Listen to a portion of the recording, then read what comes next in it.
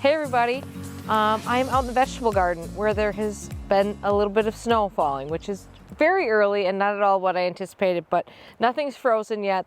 Hopefully this snow will melt soon, but none of the soil underneath here is frozen, which means I still have time to do something I have been meaning to do all summer, which is get a soil test of this soil that's in these beds. So I bought a special, it was called a raised bed mix from a local independent garden center. And I forget the exact content of it, but it was a combination of topsoil, compost, manure, worm castings, sand. There was some other stuff in there as well. But you know, that's what I was told it was. I have no idea what was really in it. And by the way, everything grew very well in it, so I'm happy with what it is. But for next year, what I want to do is know exactly what's in there, where I might be deficient, so that if I need to add some fertilizer or amend this soil in any way next year, I will know exactly what to do. And that is where a soil test comes in. So, you know, soil, I think you hear this all the time, get a soil test. There's a reason for it. It's super helpful information. And you don't have to do it all the time. I mean, I will do a soil test of this and I'll be good for a couple of years, might even be longer. It's probably been 3 or 4 years since I've done a soil test in my main garden, because obviously soil doesn't change rapidly. So I just thought I would go through quickly how you actually take a soil test. Now, when I'm talking about a soil test, I'm talking about a collection of soil that you send off to a soil lab. I'm not talking about one of these little like pH kits that you buy at the hardware store. So this will give you all the information you need about your soil, and even more importantly than that, it will give you the information of what you need to do with your soil depending on what you're trying to grow there. So you can do a soil test any time of the year, as I'm about to prove by having snow on my ground. As long as the ground's not frozen, you can do a soil test. So we'll walk through the steps of how you find a soil lab and then how to look at the directions, but most of them are going to be the same.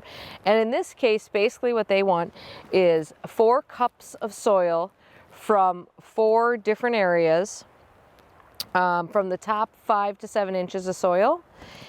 With nothing else in it. They don't want mulch in there, or if you're taking it from your grass, they don't want sod in there. Just clean soil is what they want. So I'm just going to, because it's a little chilly, so I am just going to scrape away some of this soil. Excuse me, scrape away the snow, not the soil, to get myself a few little clean spots here.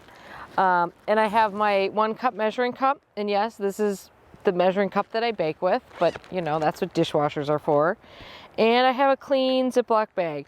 You can use a soil testing bag that you pick up from your local university extension, but in most cases you don't have to. They'll take anything. Just make sure it's a clean container that's not been used for anything else, because you don't want to screw up your soil test.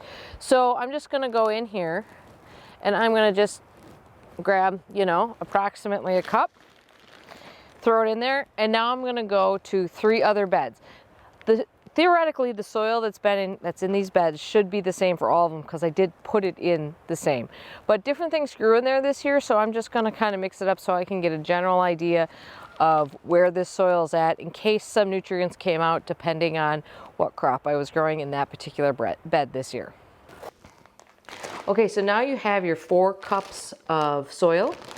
And now it's time to pop on the computer. Now, technically, you probably should have done this in the beginning so that you could follow the directions. But most of the directions are going to be about the same, and they're pretty much all going to be exactly what I did out there and what I was showing you. So let's pop on the computer so we can see what to look up. Okay, so what you want to do is Google. I'd start by searching for University Soil Testing Lab, or probably type in the university that's closest to you, because it is a good idea to send your soil samples to a university that's close to you, because they are going to know what's going on with your soil and be able to make better suggestions for you. Okay, so I am searching for the UW, that's University of Wisconsin Soil Testing Lab, because I know that that's the university that's closest to me. Of course, they pop up right away. And you can head over on this website, you head over to instructions. And what you want to look for is something that says lawn and garden, because most of these soil testing labs do agricultural soil testing as well. Here we go, submission form. Then that takes you also to that PDF that I was just looking at. So all we have to do is fill this out. What you want to do is when you get to something that says landscape category, make sure you include what you're growing there, because they're going to be able to make the best recommendations based on that. So I am going to, when I fill this out, I will do mixed vegetables because this is for my vegetable garden. When I've done this in the past, I would usually do like a perennial garden, or like here, annual and perennial flowers and shrubs. If I'm doing the main part of my garden, that's usually what I would choose there. So the routine test, at least to this university, gives you your pH, your lime requirements, organic matter, phosphorus, and potassium. I am also going to, for an additional $3, I can get a calcium and magnesium test. I am going to do that. I don't think I have a problem in either one of those areas, but some vegetables are fussy about calcium and magnesium, so I'm going to do that for an extra $3. Now I see, this is interesting, for a sample size, they're only asking for 1 to 2 cups here, even though the directions said take 4 cups. So probably what I will do is take about half of that out, because it'll be cheaper to mail that way. So I'm going to fill out this form, mail it in, and my guess is that the results will be back soon, actually. Okay, so that's it. Stay tuned. I'm going to send this soil in, and we'll do another video when we get the results, so we can all see together what that test is going to say and what recommendations it's going to have for things that I need to do for next year. So that's how you can test your soil. It's worth it. It's a cheap, by the time I'm done mailing that in, it'll be $20. And that is much cheaper than throwing in a bunch of amendments that I might not need in that soil. Not to mention it'll be better for my garden, my soil, and the vegetables I'm going to grow there. So we'll talk to you soon. Stay tuned for the update to this video when we find out what the results are. Thanks, guys. Bye-bye.